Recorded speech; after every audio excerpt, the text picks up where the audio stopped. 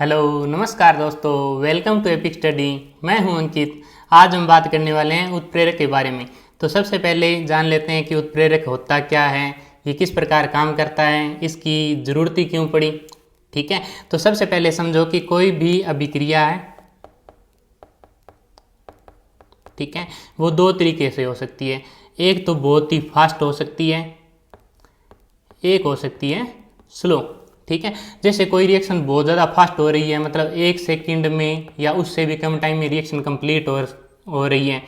इसके बाद में कोई रिएक्शन अगर स्लो हो रही है तो उसमें कुछ घंटे लग सकते हैं या कुछ दिन भी लग सकते हैं। ठीक है, तो अभिक्रिया सारी एक जैसे नहीं होती, मतलब कुछ होती है फास्ट और कुछ होती है स्लो। ठीक है, तो अगर कोई साइंटिस्ट है वो अभिक्रिया का अध्ययन करना चाहता है, मतलब स्टडी करना चाहता है कि रिएक्शन हुई कैसे। देखो, अगर अभिक्रिया बहुत ज़्यादा फास्ट है, मतलब वो बहुत ही कम टाइम में हो रही है, ठीक है, तो अगर वो बहुत ही कम टाइम में हो रही है तो उसका टाइम बढ़ाना पड़ेगा। ठीक है, मतलब अभिक्रिया को स्लो करना पड़ेगा। ठीक है, अगर कोई अभिक्रिया बहुत ज़्यादा स्लो है, मतलब बहुत धीरे हो रही है, ठीक है, तो उसके टाइम को घटाना पड़ेगा, मतलब उसकी स्पीड को फास्ट करना पड़ेगा, उसकी स्पीड को। तो उसके लिए एक चीज़ काम आती है, वो है उत्प्रेरक। देखो, जैसे लोहे में जंग लगना, ठीक है, जैसे लोहे में जंग लगना, यह अभिक्रिया ऐसे तो नहीं है कि कोई 2-4 घंटों में हो जाएगी। ठीक है, तो इसको होने में बहुत ज़्यादा टाइम लगेगा। ठीक है, तो कोई भी साइंटिस्ट है वो इतना वेट थोड़ी करेगा, तो वो उसमें उत्प्रेरक को काम मिलेगा। ठीक है, तो उत्प्रेरक से वो दो चीज़ें कर सकता है, एक तो अभिक्रिया के वेग को बढ़ा सकता है, एक अभिक्रिया के वेग को कम कर सकता है। मतलब मेनली उत्प्रेरक का यही काम है। ठीक है, कोई भी रिएक्शन है उसके वेग को, मतलब स्पीड को बढ़ाना या स्पीड को कम कर लेना। देखो, सबसे पहले वे पदार्थ जो रासायनिक अभिक्रिया के वेग को परिवर्तित कर देते हैं। देखो, परिवर्तित मतलब वेग को बदल देते हैं। ठीक है, बदलने का मतलब वेग को बढ़ा भी सकते हैं और वेग को घटा भी सकते हैं, ये दोनों काम करता है उत्प्रेरक। ठीक है, रासायनिक अभिक्रिया के वेग को बढ़ा भी सकते हैं और रासायनिक अभिक्रिया के वेग को घटा भी सकते हैं। इसके बाद में परंतु समय अपरिवर्तित रहते हैं, ये बहुत ही इंपॉर्टेंट लाइन है। ठीक है, कि वेग को तो बढ़ा सकते हैं, वेग को घटा भी सकते हैं, पर खुद में कोई चेंज नहीं होता, मतलब समय अपरिवर्तित रहते हैं। ये उत्प्रेरक के दो गुण आ गए कि एक तो अभिक्रिया के वेग को बढ़ा या घटा सकते हैं, दूसरा समय में कोई चेंज नहीं होता, मतलब खुद में कोई चेंज नहीं होता, खुद में कोई परिवर्तन नहीं होता उनके। इसके बाद में वो उत्प्रेरक कहलाते हैं तथा इस घटना को उत्प्रेरण कहते हैं। उत्प्रेरण मतलब अभिक्रिया के वेग को बढ़ाना या अभिक्रिया के वेग को घटाना। इसके बाद में कुछ एग्जाम्पल है। अभी आपको ये सारी की सारी रिएक्शन याद नहीं करनी है। ठीक है, अभी आपको ये मोटा मोटा समझना है कि उत्प्रेरण होता किस प्रकार से है। ठीक है, इसके बाद में जो अगली वीडियो आएगी एमसीक्यू वाली में, उसमें रिएक्शन से जितने भी क्वेश्चन बन रहे हैं वो सारे के सारे एक वीडियो में कवर करवा दूंगा।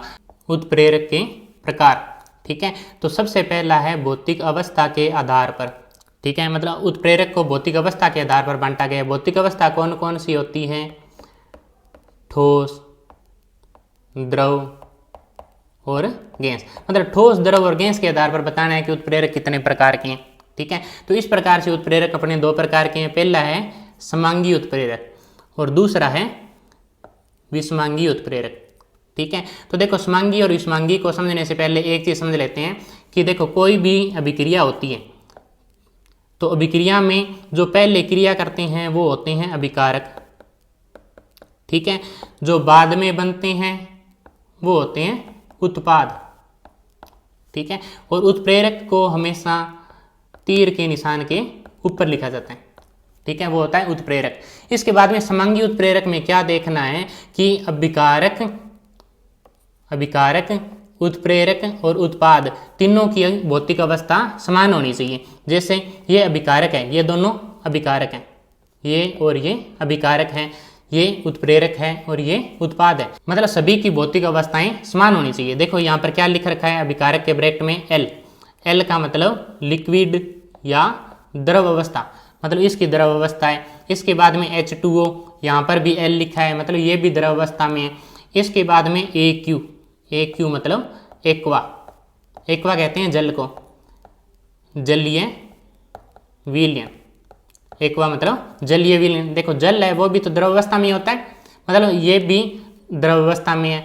इसके बाद में एसीटी कमल, इसके ब्रैकेट में भी लिखा है एक्वा, मतलब ये भी जलीय विलीन है। इसके बाद में मेथिल एल्कोहल, इसके ब्रैकेट में भी लिखा है एक्वा, मतलब ये भी जलीय विलीन है। मतलब सभी की, अभिकारक की, उत्प्रेरक की और उत्पाद की, सभी की भौतिक अवस्थाएं एक समान है। ठीक है, तो जब अभिकारक की, उत्पाद की और उत्प्रेरक की भौतिक अवस्था एक समान हो तो वो होता है समांगी उत्प्रेरक। इसके बाद में अगला एग्जाम्पल देख लेते हैं। इसमें SO2 मतलब सल्फर डाइऑक्साइड, ये भी गैस है, जी का मतलब हो गया गैस। ठीक है, इसके बाद में ऑक्सीजन, ये भी गैस है। इसके बाद में NO, ये भी क्या है, गैस है। इसके बाद में SO3, ये भी गैस है। मतलब उत्पाद, उत्प्रेरक और अभिकारक, उत्पाद, उत्प्रेरक और अभिकारक, मतलब जो अभिक्रिया के पहले होते हैं वो अभिकारक, अभिक्रिया के बाद में बनते हैं वो होते हैं उत्पाद, जो बीच में काम आते हैं वो उत्प्रेरक। मतलब उत्पाद, उत्प्रेरक और अभिकारक तीनों की भौतिक अवस्थाएं समान हैं। तो अगर ऐसा हो कोई भी अभिक्रिया में तो वहां पर उत्प्रेरक होता है समांगी उत्प्रेरक। इसके बाद में विषमांगी उत्प्रेरक में ऐसा नहीं होगा, मतलब अभिकारक, उत्प्रेरक और उत्पाद तीनों की भौतिक अवस्थाएं समान नहीं होगी। मतलब एक आधे की अलग हो सकती है, या हो सकता है दो की अलग हो, या हो सकता है तीनों की अलग हो, मतलब तीनों की भौतिक अवस्थाएं समान नहीं होंगी। जैसे विषमांगी उत्प्रेरक है, यहाँ पर देखो N2 कौन सी अवस्था है, गैस अवस्था, G मतलब गैस अवस्था। इसके बाद में H2 हाइड्रोजन, ये भी गैसीय अवस्था में है। इसके बाद में NH3 मतलब अमोनिया, ये भी कौन सी अवस्था में है, गैसीय अवस्था में। मतलब तीनों गैसीय अवस्था में, अभिकारक भी गैस में, उत्पाद भी गैस में, परंतु यहाँ पर उत्प्रेरक है वो गैसीय अवस्था में नहीं है। उत्प्रेरक है SS मतलब सॉलिड या ठोस अवस्था में, मतलब किसी एक की भी अवस्था साथ में मिल नहीं रही हो, मतलब मैच नहीं कर रही हो, तो वो होगा विषमांगी उत्प्रेरक। ये अगर अभिकारक, उत्प्रेरक और उत्पाद तीनों की भौतिक अवस्थाएं एक समान हो तो होगा समांगी उत्प्रेरक। अगर तीनों में से एक की भी अलग हो तो वो हो जाएगा विषमांगी उत्प्रेरक। इसके बाद में अगला एग्जाम्पल है, देखो वनस्पति तेल, तेल तो लिक्विड अवस्था में होता है, मतलब द्रव अवस्था में, जल जैसा। ठीक है, L मतलब द्रव अवस्था में है। इसके बाद में देखो हाइड्रोजन कौन सी अवस्था में है, गैस अवस्था में। इसके बाद में निकल कौन सी अवस्था में है, सॉलिड मतलब ठोस अवस्था में। इसके बाद में घी भी कौन सी अवस्था में है, सॉलिड या ठोस अवस्था में। मतलब सभी की भौतिक अवस्थाएं समान नहीं है। ठीक है, जिस भी अभिक्रिया में सभी की भौतिक अवस्थाएं समान नहीं होता है, मतलब समान नहीं होती है, उसे कहते हैं विषमांगी उत्प्रेरक। मतलब उस अभिक्रिया में जो भी उत्प्रेरक है, ठीक है, उसको कहते हैं विषमांगी उत्प्रेरक। इसके बाद में अगला है क्रिया के आधार पर उत्प्रेरक। ठीक है, मतलब क्रिया के आधार पर उत्प्रेरक कितने प्रकार के होते हैं, मतलब उत्प्रेरक कौन कौन सी क्रिया करते हैं, या तो वेग को बढ़ाना या वेग को कम करना। तो क्रिया के आधार पर उत्प्रेरक कितने प्रकार के होते हैं, देखो एक तो होता है धनात्मक उत्प्रेरक। धनात्मक उत्प्रेरक मतलब प्लस का। ऋणात्मक उत्प्रेरक मतलब वेग को घटाने वाला। ठीक है, देखो पहला हो गया धनात्मक उत्प्रेरक, क्रिया के आधार पर।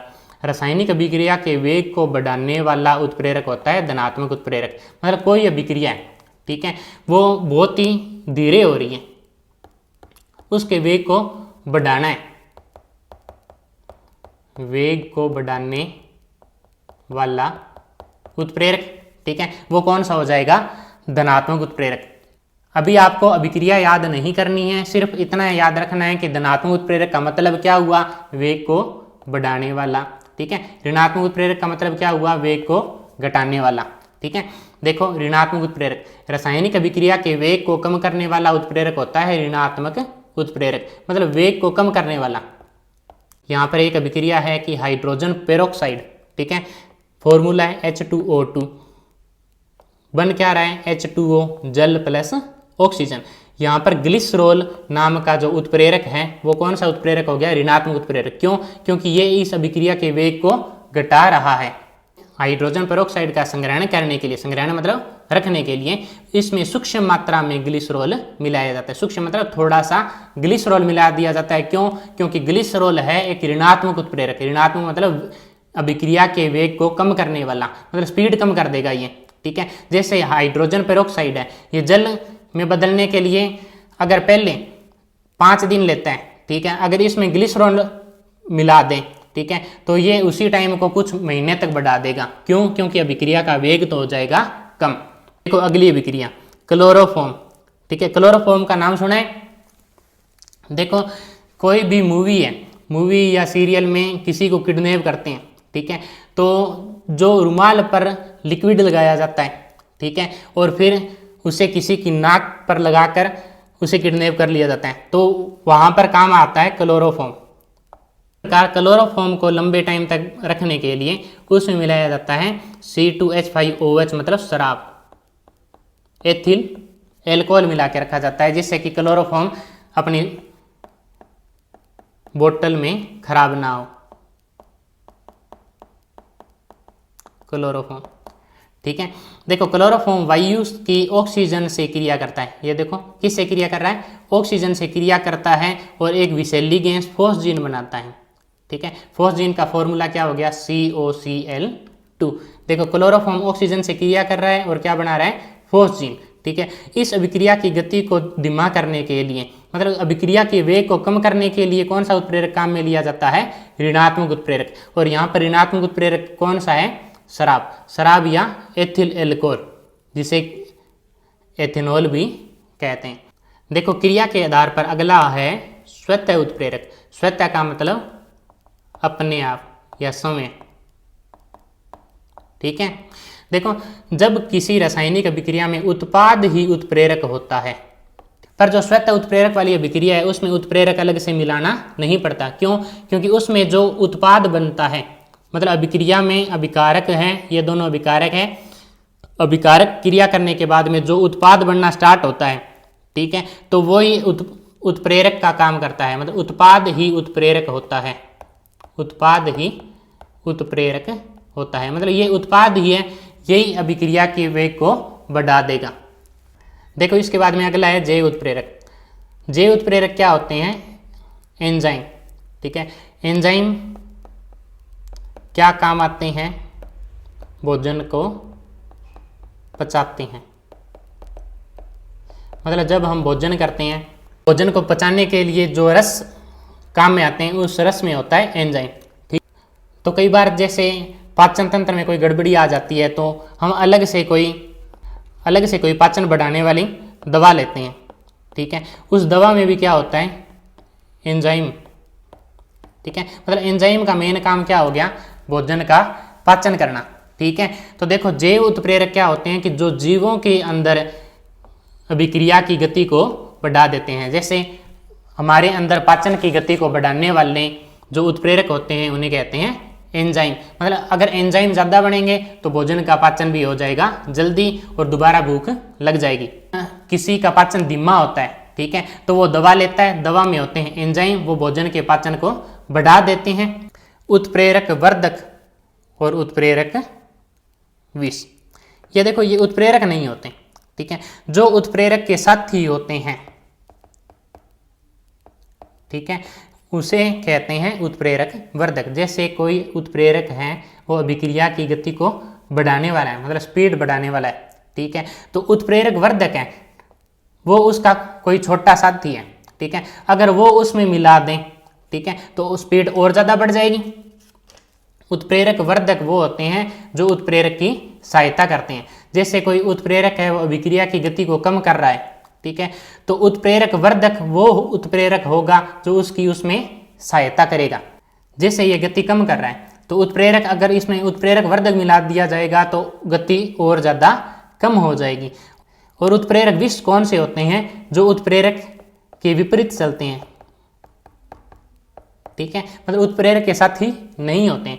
अगर कोई उत्प्रेरक है वो अभिक्रिया के वेग को बढ़ा रहा है तो उत्प्रेरक विष क्या करेगा?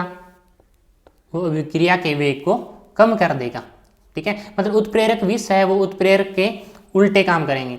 इसके बाद में अगर कोई उत्प्रेरक है वो अभिक्रिया के वेग को कम कर रहा है तो उत्प्रेरक विष क्या करेगा? वो अभिक्रिया के वेग को बढ़ा देगा, ठीक है। तो उत्प्रेरक वर्धक और उत्प्रेरक विष ये उत्प्रेरक नहीं होते पर उत्प्रेरक के साथी या उत्प्रेरक के विपरीत काम करने वाले होते हैं। जो काम उत्प्रेरक कर रहा है वही उत्प्रेरक वर्धक करेगा। अगर उत्प्रेरक से स्पीड को बढ़ाया, इसके बाद में इसके अंदर उत्प्रेरक वर्धक भी मिला दिया तो स्पीड और ज़्यादा बढ़ जाएगी। अगर उत्प्रेरक वेग को कम कर रहा है, ठीक है, तो उत्प्रेरक वर्धक मिलाएंगे तो वेग को और ज़्यादा कम कर देगा। ठीक है, तो वे पदार्थ जिन्हें अभिक्रिया मिश्रण में उत्प्रेरक के साथ मिलाने पर उत्प्रेरक की क्रियाशीलता बढ़ जाती है। उत्प्रेरक की क्रियाशीलता बढ़ जाती है मतलब उत्प्रेरक का काम आसान हो जाता है। ठीक है, क्यों? क्योंकि उत्प्रेरक वर्धक उत्प्रेरक के साथी होते हैं। जो काम उत्प्रेरक करता है वही उत्प्रेरक वर्धक करते हैं। अगर उत्प्रेरक अभिक्रिया के वेग को बढ़ा रहा है तो उत्प्रेरक वर्धक भी अभिक्रिया के वेग को बढ़ाएगा। अगर उत्प्रेरक अभिक्रिया के वेग को कम कर रहा है तो उत्प्रेरक वर्धक भी अभिक्रिया के वेग को कम करेगा। ठीक है, इसके बाद में ये एक अभिक्रिया है। यहाँ पर देखो, नाइट्रोजन में हाइड्रोजन मिलकर अमोनिया बन रहा है। ठीक है, तो यहाँ पर Fe तो है उत्प्रेरक, मतलब मेन काम किसका है? Fe का। ठीक है, और यहाँ पर MO मतलब मोलिब्डेनम, ये क्या है? उत्प्रेरक वर्धक। उत्प्रेरक वर्धक मतलब उत्प्रेरक की सहायता करने वाला। ठीक है, देखो यहाँ पर Fe अभिक्रिया के वेग को बढ़ा रहा है। ठीक है, तो मोलिब्डेनम ये इसकी सहायता कर रहा है, मतलब अभिक्रिया के वेग को बढ़ाने में और ज़्यादा हेल्प कर रहा है। तो यहाँ पर मोलिब्डेनम चूर्ण उत्प्रेरक Fe की क्रियाशीलता को बढ़ाकर अभिक्रिया की गति को और अधिक बढ़ा देता है। मतलब जो काम उत्प्रेरक कर रहा है वही काम उत्प्रेरक वर्धक कर रहा है। देखो, इसके बाद में वनस्पति तेल से वनस्पति घी बनना। यहाँ पर उत्प्रेरक कौन सा है? निकल है। मतलब जो काम निकल कर रहा है वही काम कौन करेगा? कॉपर। तो निकल हो गया उत्प्रेरक और कॉपर हो गया उत्प्रेरक वर्धक। वर्धक मतलब उत्प्रेरक की सहायता करने वाला। ठीक है, तो यहाँ पर निकल उत्प्रेरक है और कॉपर है उत्प्रेरक वर्धक। इसके बाद में उत्प्रेरक विष। उत्प्रेरक विष है, ये उत्प्रेरक के साथी नहीं होते, उत्प्रेरक के विपरीत काम करने वाले होते हैं। वे पदार्थ जिन्हें अभिक्रिया मिश्रण में मिलाने पर उत्प्रेरक की क्रियाशीलता कम हो जाती है। मतलब उत्प्रेरक जो काम करता है उसमें ये बाधा बनते हैं। अगर उत्प्रेरक अभिक्रिया के वेग को बढ़ाना चाहता है तो उत्प्रेरक वर्धक उसको बढ़ाने नहीं देगा। ठीक है, अगर उत्प्रेरक है वो अभिक्रिया के वेग को कम कर रहा है, ठीक है, तो उत्प्रेरक जो विष है वो अभिक्रिया के वेग को थोड़ा बढ़ा देगा, मतलब बीच में रोड़ा अटकाएगा उत्प्रेरक विष। जैसे यहाँ पर एक अभिक्रिया है नाइट्रोजन से अमोनिया बनना। यहाँ पर उत्प्रेरक है Fe। ठीक है, मतलब उत्प्रेरक कोई भी एक अभिक्रिया के लिए उत्प्रेरक सेम रहेगा। ठीक है, अलग अलग अभिक्रिया के लिए अलग अलग उत्प्रेरक काम में लिए जाते हैं। तो यहाँ पर उत्प्रेरक है आयरन मतलब लोहा। ठीक है, अगर इसके साथ CO मतलब कार्बन मोनोऑक्साइड, मोनो का मतलब एक। ठीक है, जैसे CO2, इसे क्या कहते हैं? कार्बन डाइऑक्साइड, डाई मतलब दो। इसे CO, इसे क्या कहेंगे? कार्बन मोनोऑक्साइड, मतलब कार्बन भी एक है ऑक्सीजन भी एक है। अगर इसके साथ ये मिला दें, ठीक है, तो Fe ये तो उत्प्रेरक है, अभिक्रिया के वेग को बढ़ा रहा है, पर यहाँ पर CO ये उत्प्रेरक को काम करने नहीं देगा, मतलब उसका बिल्कुल उल्टा काम करेगा। ठीक है, तो ये हो गया उत्प्रेरक विष। देखो, आयरन उत्प्रेरक की क्रियाशीलता में कमी कर देता है, मतलब आयरन उत्प्रेरक को काम करने नहीं देता। कौन? Carbon monoxide. देखो, उत्प्रेरक के गुण। उत्प्रेरक का काम होता है वेग में परिवर्तन, मतलब वेग को बढ़ाना या वेग को घटाना। समय के रासायनिक संगठन में कोई परिवर्तन नहीं होता, मतलब समय अपरिवर्तित रहते हैं, मतलब खुद में कोई चेंज नहीं होता। ठीक है, अभिक्रिया के वेग को बढ़ा सकते हैं, अभिक्रिया के वेग को कम कर सकते हैं, मेन काम यही है। इसके बाद में अभिक्रिया मिश्रण में उत्प्रेरक की सूक्ष्म मात्रा की आवश्यकता होती है, मतलब उत्प्रेरक बिल्कुल थोड़ा सा चाहिए। ठीक, प्रत्येक अभिक्रिया के लिए एक विशिष्ट उत्प्रेरक होता है। विशिष्ट उत्प्रेरक का मतलब हो गया कि हर अभिक्रिया के लिए उत्प्रेरक विशेष होता है, कि एक अभिक्रिया का उत्प्रेरक दूसरे में काम नहीं करेगा, मतलब हर अभिक्रिया के लिए उत्प्रेरक अलग अलग होता है। देखो, अगला पॉइंट है कि उत्प्रेरक अभिक्रिया को प्रारंभ नहीं करता, केवल वेग को बढ़ाता है। यही चीज बार बार आ रही है कि वेग को बढ़ाता है या वेग को घटाता है। उत्प्रेरक का काम यही है। अभिक्रिया को प्रारंभ करने का काम किसका होता है? अभिकारकों का। मतलब अभिक्रिया के प्रारंभ में कोई भी परख नली है तो उसमें क्या डालेंगे? सबसे पहले अभिकारक ही डालेंगे।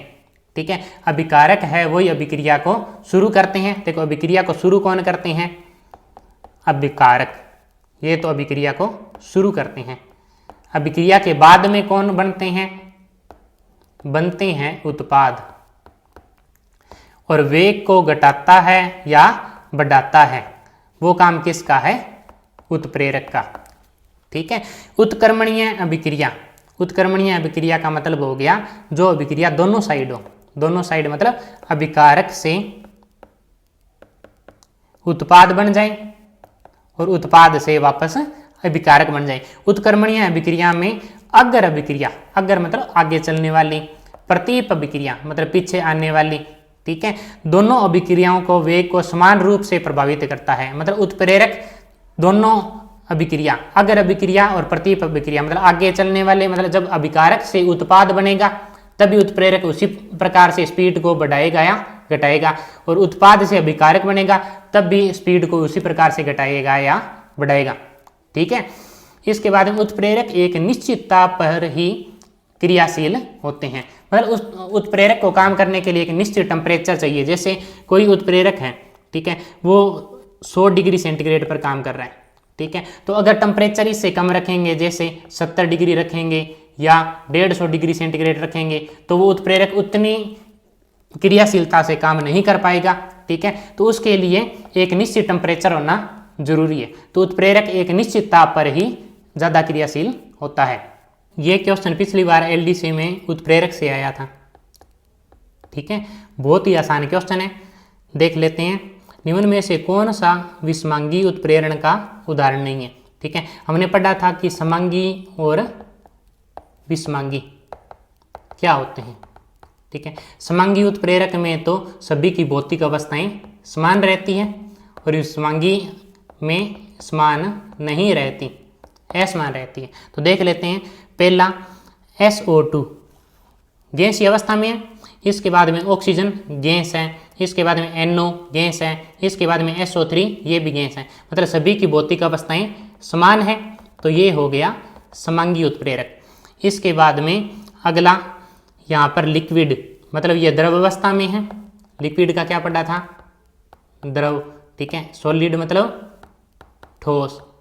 ठीक है, G का मतलब हो गया गैस, और जो एक्वा AQ मतलब जलीय विलयन, वो भी द्रव में ही आता है। ठीक है, तो सबसे पहले देखो L लिक्विड मतलब द्रव अवस्था में, इसके बाद में H2O ये भी द्रव अवस्था में, इसके बाद में HCl L लिखा है यहाँ पर, ये भी द्रव अवस्था में, इसके बाद में एक्वा मतलब ये जलीय विलयन, इसके बाद में एक्वा ये भी जलीय विलयन।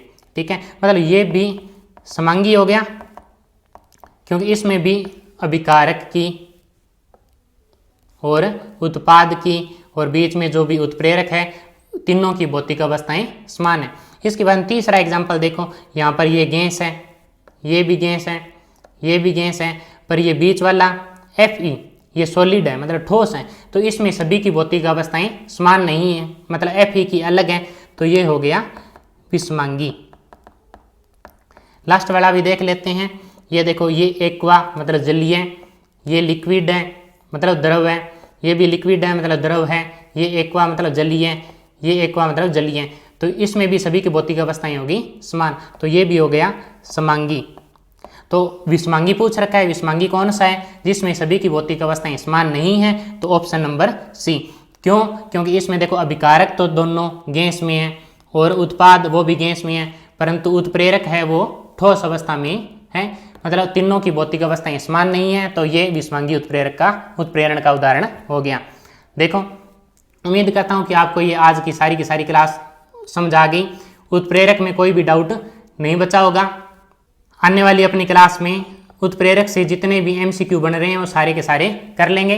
इसके बाद में उत्प्रेरक टॉपिक से कहीं से भी क्वेश्चन आ जाए आपका गलत नहीं होगा। देखो, ये पिछली बार जो भी क्वेश्चन आए हैं वो सारे के सारे NCERT में हमने देखा था, ये सारे के सारे एग्जाम्पल NCERT में है, वहाँ से सीधे के सीधे उठाकर क्वेश्चन बना दिया। तो NCERT पर विश्वास रखो, ठीक है, शॉर्ट पढ़ो और बार बार पढ़ो।